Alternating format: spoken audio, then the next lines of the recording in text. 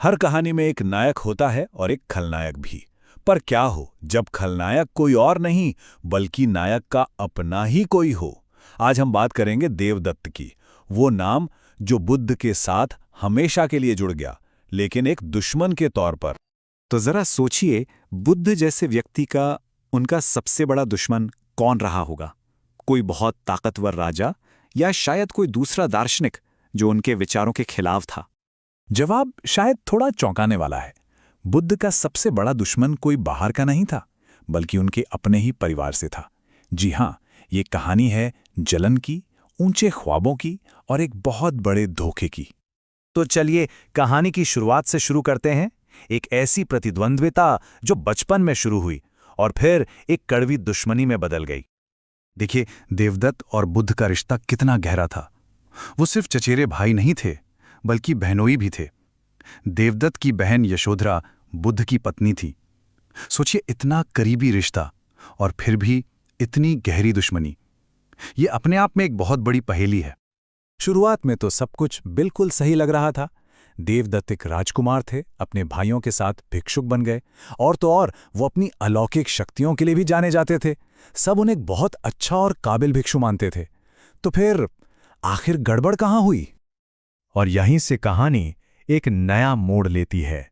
एक ऐसा मोड़ जहां सालों से दबी हुई महत्वाकांक्षा अब बदले की आग बनने वाली थी।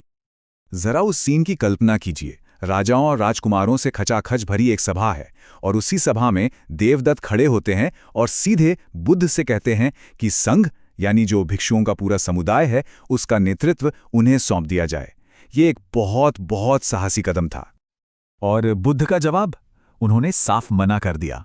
उन्होंने सबके सामने कहा कि देवदत्त इस जिम्मेदारी के लायक नहीं हैं, नहीं काबिल हैं। अब सोचिए, भरी सभा में ऐसा इनकार, ये देवदत्त के लिए एक बहुत बड़ा अपमान था। बस इसी एक इनकार ने देवदत्त के अभिमान को इतनी गहरी चोट पहुंचाई कि उनका दिल गुस्से और नफरत से भर गया और उन्होंने कसम खा ली बुद्ध से बदला लेने की। और ये सिर्फ कोई खोखली धमकी नहीं थी। इसके बाद जो शुरू हुआ वो था जानलेवा साजिशों का एक खौफनाक सिलसिला। देवदत्त अब किसी भी कीमत पर अपने ही चचेरे भाई को रास्ते से हटाना चाहते थे। तो सबसे पहले उन्होंने किराए के हत्यारों को भेजा, लेकिन हुआ क्या? बुद्ध के शांतिपूर्ण स्वभाव को देखकर उन हत्यारों का ही मन बदल गया।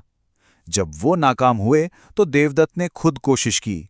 उन्होंने एक पहाड़ की चोटी से एक बड़ी सी चट्टान लुढ़का दी, लेकिन उससे भी बुद्ध के पैर में बस एक मामूली सी चोट आई। और फिर आई तीसरी और सबसे नाटकीय कोशिश। एक खूंखार हाथी नालागिरी को नशे में धुत करके बुद्ध पर हमला करने के लिए छोड़ दिया गया। अब यहां देखिए, ताकत और करुणा का फर्क। आमतौर पर ऐसे गुस्सैल हाथी को कोड़ों और हथियार से काबू किया जाता है, पर बुद्ध ने ऐसा कुछ नहीं किया। जैसे ही वो हाथी उनके पास आया, बुद्ध ने सिर्फ अपनी प्रेम कृपा, जिसे मेत्ता कहते हैं, उसकी तरफ भेजी। मतलब असीम प्रेम और करुणा। और जानते हैं क्या हुआ? उस शक्ति के सामने वो विशाल हाथी एकदम शांत हो गया और बुद्ध के पैरों में झुक गया। जब जोर जबरदस्ती काम नहीं आई तो देवदत्त ने अपनी रणनीति बदल दी। अब उनका प्लान था संघ को अंदर से तोड़ने का। ये एक बहुत ही चालाक चाल थी। देवदत्त ने बुद्ध से 5 और भी ज्यादा सख्त नियम लागू करने को कहा। देखिए, वो जानता था कि बुद्ध मना करेंगे, क्योंकि बुद्ध का रास्ता मध्यम मार्ग का था, जिसमें बहुत ज्यादा सख्ती की जगह नहीं थी। और जैसे ही बुद्ध ने मना किया, देवदत्त को मौका मिल गया ये दिखाने का कि देखिए, बुद्ध तो आरामदायक जिंदगी जी रहे हैं, वो असली साधक नहीं है। और कुछ हद तक उसकी ये चाल काम भी कर गई। करीब 500 नए भिक्षु, जिन्हें धर्म की उतनी गहरी समझ नहीं थी, वो देवदत्त की बातों में आ गए और उसके साथ चले गए। ये संघ के लिए एक बहुत बड़ी मुसीबत थी। लेकिन ये बंटवारा ज्यादा दिन तक नहीं चला। बुद्ध के 2 सबसे करीबी शिष्यों, सारिपुत्र और मोगल्लान, उन भिक्षुओं के पास गए। उन्होंने उनसे बात की, उन्हें धर्म का असली मतलब समझाया, और उनकी बात सुनकर वो सभी 500 भिक्षु वापस बुद्ध के पास लौट आए। देवदत्त का ये प्लान भी पूरी तरह से फेल हो गया। और अब हम पहुंचते हैं कहानी के आखिरी और सबसे हैरान कर देने वाले हिस्से पर। यह हिस्सा है पछतावे का, कर्म का और एक ऐसी भविष्यवाणी का जिसके बारे में किसी ने सोचा भी नहीं होगा।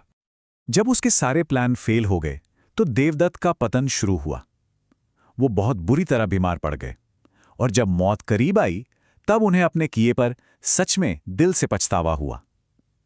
उनकी बस एक ही इच्छा थी, मरने से पहले एक बार बुद्ध से मिलने की। तो देवदत्त की जिंदगी का सफर देखिए। एक होनहार भिक्षु के तौर पर शुरुआत हुई, फिर जलन और बदले की भावना ने सब कुछ बदल दिया। बुद्ध की हत्या की कोशिशें की और आखिर में पछतावे के साथ मौत हुई। पर कहानी अभी खत्म नहीं हुई है। एक आखिरी ट्विस्ट अभी बाकी है। और इस आखिरी ट्विस्ट को समझने के लिए एक शब्द समझना जरूरी है, पच्चेक बुद्धू। ये वो लोग होते हैं जो बिना किसी गुरु के अपने ही दम पर अपने प्रयासों से ज्ञान हासिल करते हैं। वो खुद ही सच को खोज निकालते हैं। और यही वो हैरान कर देने वाली भविष्यवाणी थी जो बुद्ध ने की। उन्होंने कहा कि देवदत्त को अपने बुरे कर्मों की सजा तो मिलेगी, लेकिन क्योंकि उसने अपने जीवन की शुरुआत में एक अच्छा और पवित्र जीवन जिया था, उस पुण्य के कारण बहुत बहुत दूर भविष्य में वो अतिस्सर नाम के एक पच्छेक बुद्ध के रूप में ज्ञान प्राप्त करेगा। तो देवदत्त की कहानी हमें एक बहुत गहरे सवाल के साथ छोड़ जाती है। क्या जिंदगी भर की बुराई अतीत में किए गए कुछ अच्छे कामों और सच्चे पछतावे के एक पल से धुल सकती है? ये कहानी हमें कर्म, पछतावा और माफी के उलझे हुए धागों के बारे में सोचने पर मजबूर करती है।